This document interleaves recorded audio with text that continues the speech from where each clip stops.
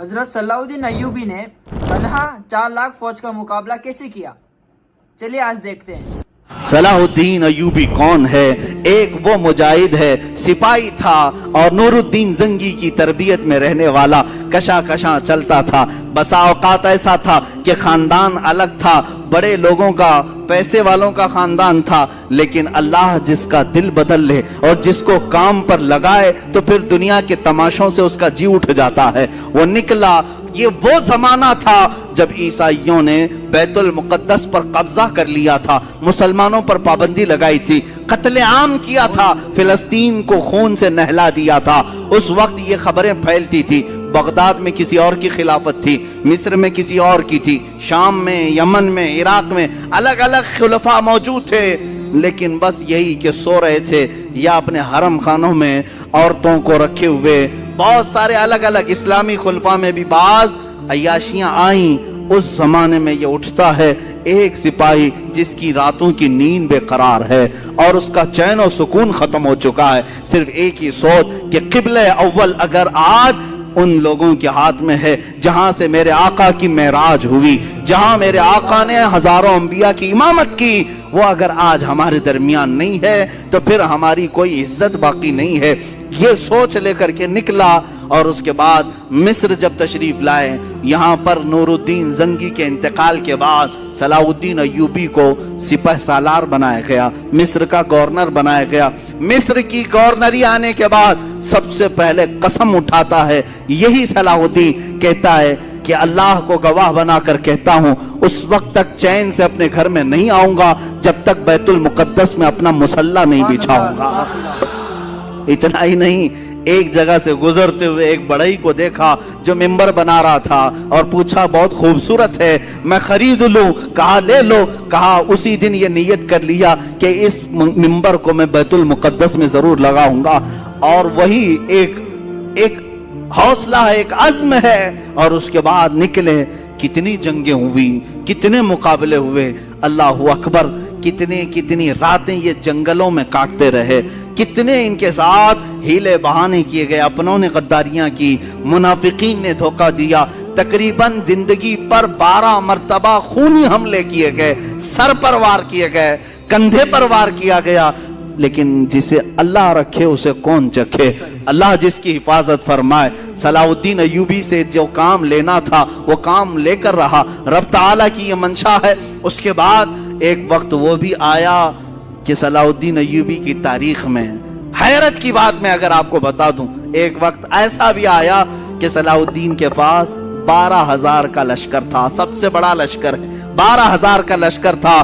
عیسائی کھار کھائے ہوئے تھے، ہر جنگ میں ہارتے تھے، شکست کھاتے تھے، تو کیا کیا؟ صلیبیوں کے بڑے بڑے بادشاہوں نے اپنی فوجیں جمع کرنا شروع کی، اتنی فوجیں جمع کی کہ 4 لاکھ کو پہنچ گئی، اور وہ 4 لاکھ کی فوج جب مقابلے کے لیے نکل کر کے آئی، ملک شام کا علاقہ تھا، صلاح الدین سے کہا گیا اب یہ معرکہ خون ریز ہے، کیسے 4 لاکھ آ رہے ہیں، تمہارے پاس کیا ہے؟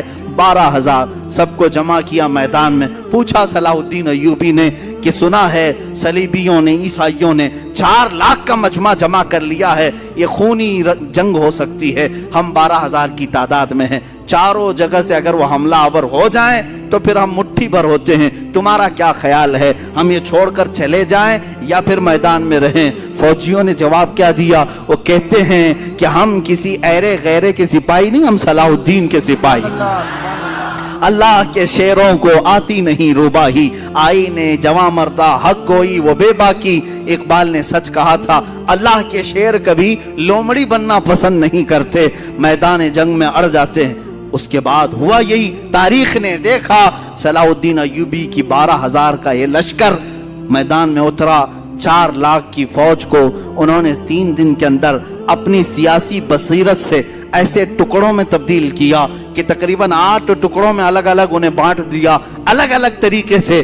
اور مقابلے کے بعد تاریخ نے آج، یہ میری اپنی لکھی ہوئی بات نہیں کہہ رہا ہوں، عیسائیوں کے جو بڑے مورخ ہیں، تاریخ داں ہیں، انگلینڈ کے جو بڑے تاریخ داں ہیں، انہوں نے لکھا ہے کہ 4 لاکھ کی ہماری فوج کو صلاح الدین نے دھول چٹا دیا، دھول چٹا دیا، سب شکست کھا کر کے چل پڑے۔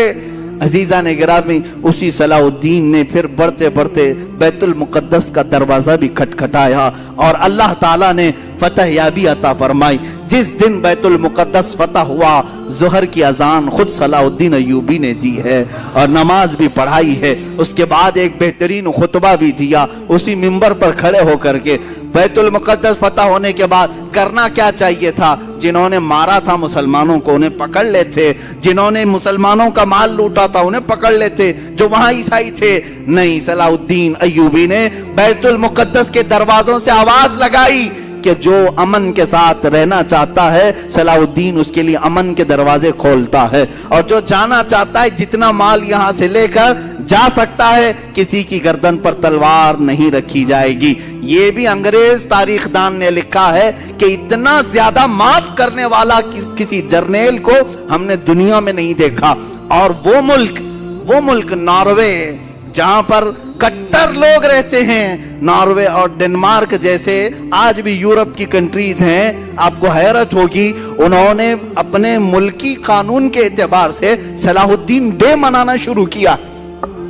सलाहुद्दीन डे मना रहे हैं। अरे मियां, तुमको क्यों सलाहुद्दीन डे? वो कहते हैं कि हमने ऐसा सलाहुद्दीन देखा ही नहीं है। ये अल्लाह ताला की तरफ से पैदा किया हुआ मुजाहिद आजम था।